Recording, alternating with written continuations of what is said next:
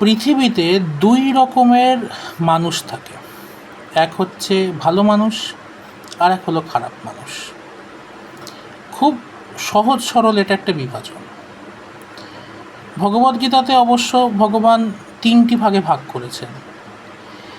একটি হলো সত্য, রজ, তম। সত্য গুণের মানুষ, রজগুণের মানুষ আর তমগুণের মানুষ।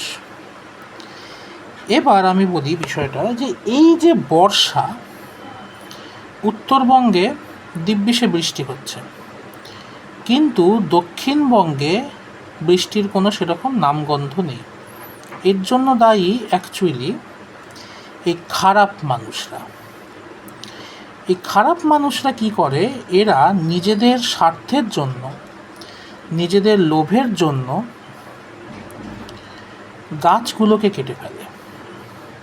যেহেতু দক্ষিণবঙ্গে গাছের সংখ্যা ক্রমশ কমে আসছে, এর ফলে কি হচ্ছে, দক্ষিণবঙ্গে আর বর্ষার যে মেঘ, যা মৌসুমি বায়ু বহন করে নিয়ে আসে, সেই মেঘ কিন্তু সহজে আর বাধাপ্রাপ্ত হচ্ছে না। গাছ যেহেতু কেটে ফেলছে, গাছেরা কি করে, গাছেরা মূলত তাদের দেহের অতিরিক্ত যে জলটা সেটাকে বাষ্পীভূত করে দেয়, ফলে বাতাসে জলীয় বাষ্পের পরিমাণ বৃদ্ধি পায়। পাশাপাশি বিভিন্ন রকম যে পুকুর, জলাশয়, এগুলো তো এখন সব বন্ধ করে ফেলছে। এগুলো বন্ধ করে ফেলবার ফলে বাতাসে যে জলীয় বাষ্পের যে পরিমাণটা, এটা ক্রমশ কিন্তু কমে যাচ্ছে। এখন বাতাসে যেহেতু জলীয় বাষ্পের পরিমাণ কমে যাচ্ছে, কাজেই বাতাস আর সেরকম হালকা হয়ে উপরে উঠতে পারছে না, ফলে মেঘ তৈরি হচ্ছে না।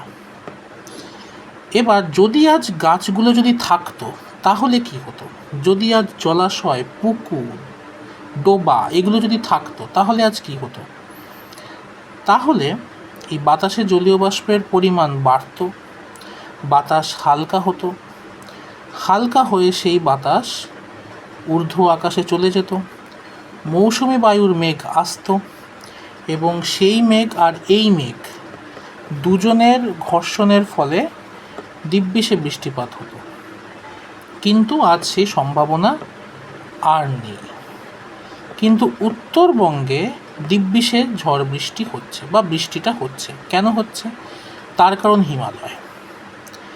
এই যে মৌসুমি বায়ুর মেঘ যা বঙ্গোপসাগর থেকে আসছে, এই মেঘ কিন্তু গিয়ে ধাক্কা খাচ্ছে হিমালয়তে।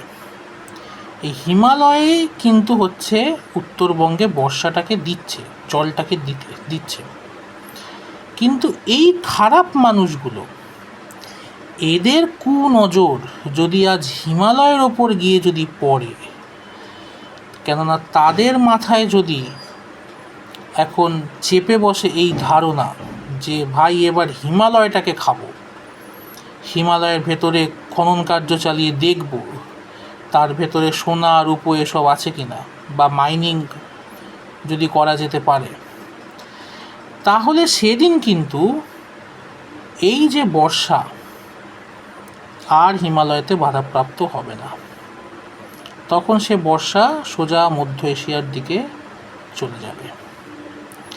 তাই এইটাই হলো মূল কারণ যে কেন উত্তরবঙ্গে বেশ দিব্যিসে বর্ষার বৃষ্টি হয়ে চলেছে আর দক্ষিণবঙ্গে মরুভূমি।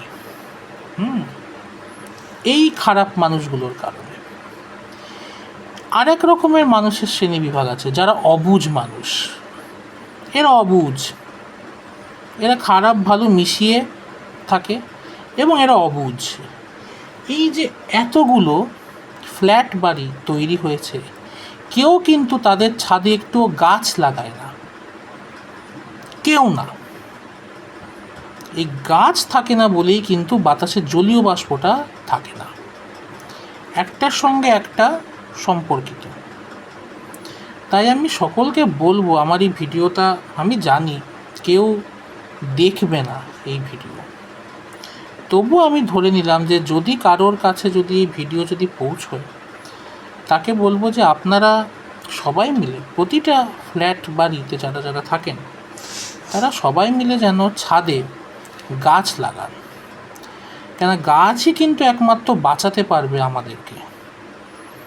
এরকম নির্মমভাবে গাছগুলোকে কেটে ফেলছে, পুকুর, খাল, বিল, ডোবা এগুলোকে বুঝিয়ে দিচ্ছে, জলাশয়গুলোকে বুঝিয়ে দিচ্ছে, দিয়ে ফ্ল্যাট বাড়ি তুলে দিচ্ছে প্রমোটাররা।